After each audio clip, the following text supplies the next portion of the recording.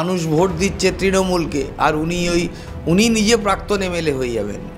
উনি এই সমস্ত কথা বলে হাওয়া গরম করেন, কিন্তু কাজের কাজ কিছু করার ওনার ক্ষমতা নেই। এই শুভেন্দু বা সজল এরা তৃণমূলকে হিংসে করে, মমতা ব্যানার্জির নামে বলে। ৩৪ বছরের সিপিএমের সঙ্গে যারা লড়াই করেছেন তারা জানেন লোকাল কমিটির কী থ্রেট ছিল। তৃণমূল কাউকে ভয় দেখায় না, তৃণমূলকে মানুষ এমনিতেই ভোট দেয়। বারবার ভোট হবে, বারবার বিজেপি পরাজিত হবে আর সিপিএম শূন্য হবে। আপনারা দেখে যান। রাজ্যের মুখ্যমন্ত্রী প্রায় 1 বছর পর পাহাড়ে গেছেন, বৈঠক করছেন জিটিএর সঙ্গে, এবং সেখানে দাঁড়িয়ে রাজ্যের বিরোধী দলনেতা আজকে গেছেন যে গ্রুপ ডি ঐক্যমঞ্চ, সেখানে গেছেন এবং সেখান থেকে বিভিন্ন রকম হুঁশিয়ারি দিচ্ছেন। 2026-এ নাকি মুখ্যমন্ত্রীকে প্রাক্তন মুখ্যমন্ত্রী করে দেবেন, এমনকি অভিষেক বন্দ্যোপাধ্যায়কে ভাইপো বলে কটাক্ষ করছেন এবং তাকে জেলে ভরবেন বলে আবারও নিদান দিলেন। কি বলবেন? ওনাকে বলুন যে একটা কথা সত্যি বলতে।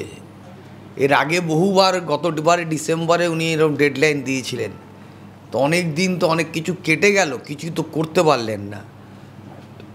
তো আমি এটা বলবো যে জ্যোতিবাবুরা সিপিএমের রাজত্বে সুভাষ গিচিং যখন আন্দোলন বা ওখানে যখন পাহাড়ে আন্দোলন হয়েছে, তখন কাউকে কোনো রাজ্যের মুখ্যমন্ত্রীকে, পশ্চিমবাংলার যারা মুখ্যমন্ত্রী ছিলেন বা অন্যান্য মন্ত্রীরা, তারা যেতেন না।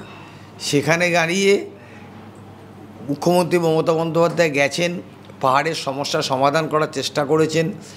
পাহাড়ে যে পরিস্থিতি ছিল সেই পরিস্থিতি এখন পরিবর্তন হয়েছে, ওখানে মানুষ কাজে ফিরেছে, ট্যুরিস্টরা যেতে পারছে, পর্যটকরা যেতে পারছে। সেখানে দাঁড়িয়ে ওনার এই ভিত্তিহীন কথা, লম্বা চওড়া কথা বলছেন, অথচ নিজের দলের সংখ্যা কমছে। এমপিতে 7-18 ছিল, সেখানে 12 হয়ে গেছে, ওয়ারেস তৃণমূলের 22 থেকে 29 হয়ে গেছে। মানুষ ভোট দিচ্ছে তৃণমূলকে, আর উনি নিজে প্রাক্তন এমএলএ হয়ে যাবেন। কাউকে প্রাক্তন মুখ্যমন্ত্রী, উনি নিজেই প্রাক্তন এমএলএ হয়ে যাবেন। ওনারা নন্দীগ্রামে নেক্সট টাইম যেতে হবে না। এবার উনি এই সমস্ত কথা বলে হাওয়া গরম করেন, কিন্তু কাজের কাজ কিছু করার ওনার ক্ষমতা নেই। সেটা বিজেপির লোকেরাও বিভিন্ন আলোচনাতে বলে থাকে। মানে ডিসেম্বর এলে কি শুধুমাত্র ডেডলাইন দিতে থাকেন উনি? ওনার একটা হ্যাবিট হয়ে গেছে যে খবরে থাকতে গেলে কিছু মন গড়া কথা বলে উত্তেজিত করা, কিন্তু ফাইনালি যখন রেজাল্ট বেরোয় তখন দেখা যায় ওনাদের আসন সংখ্যা কমে গেছে। সে বিধায়কেও হয়, সাংসদেও হয়, কাউন্সিলর ইলেকশানেও হয়, পঞ্চায়েত নির্বাচনেও হয়। প্রত্যেক নির্বাচনেই তো ওনাদের সংখ্যা কমেছে। তো অহেতুক বাজার গরম করে উনি এটা করেন।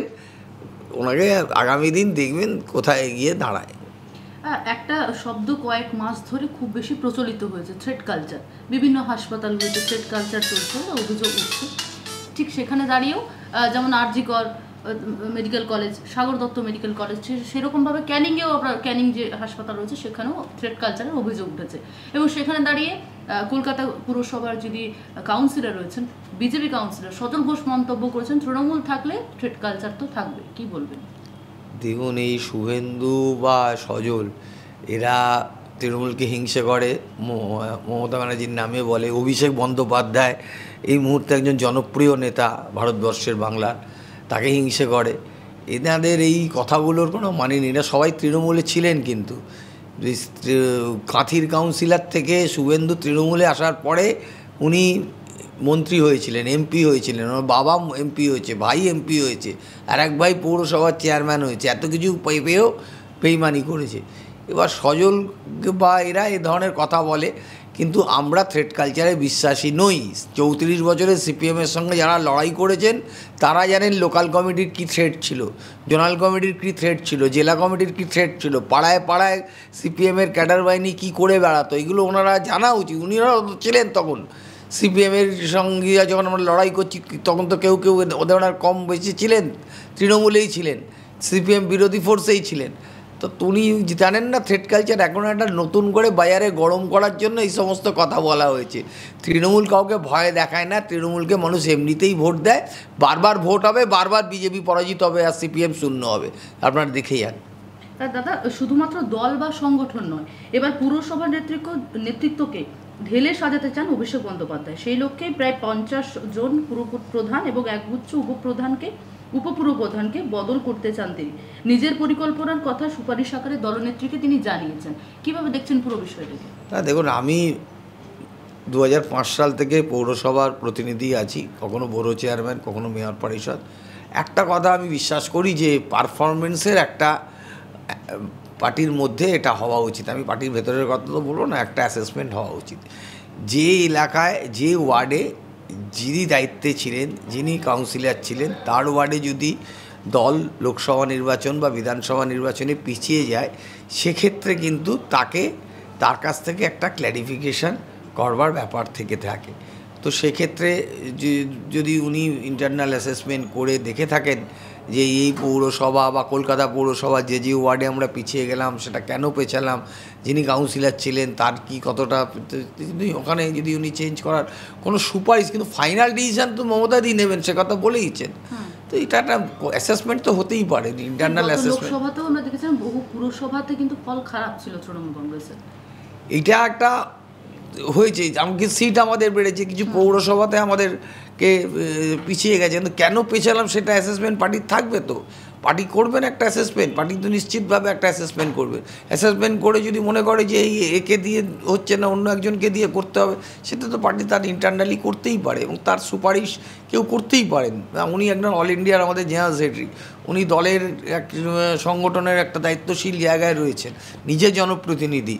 তো উনি একটা তার বক্তব্য পার্টির মধ্যে থাকতে পারেন। কিন্তু এটা যতটা মানে আপনারা চর্চার মধ্যে নিয়ে আসছেন, সেই চর্চাটা কিন্তু যতক্ষণ না বেরোচ্ছে, ততক্ষণ কিন্তু আমার মনে হয় না এটাকে নিয়ে যারা অনেকটা জল ঘোলা করার চেষ্টা করছেন, এটা ঠিক না।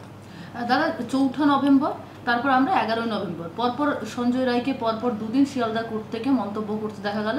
প্রথমবার প্রশাসন পাশাপাশি সরকারকে বলেছে, এবং গতকাল দেখা গেল বিনীত গোয়েলকে সরাসরি আক্রমণ করলেন, তিনি নাকি ফাঁসিয়েছেন, বিনীত গোয়েল ফাঁসিয়েছেন। এবং এমনকি আজকেও কিছু হয়তো বিস্ফোরক মন্তব্য করতে পারেন, সেদিকে নজর রয়েছে সকলেরই। তো এই যে সিবিআইকে কিছু বলছেন না, অথচ মিডিয়ার সামনে মুখ খুলছেন, কিভাবে দেখছেন বিষয়? সিবিআইতে হেফাজতে থাকাকালীন বা কেউ কিছু যদি ওনাকে বলে থাকে, 80 দিন 90 দিন পরে এটা বলার কোনো জায়গা থাকে নাকি?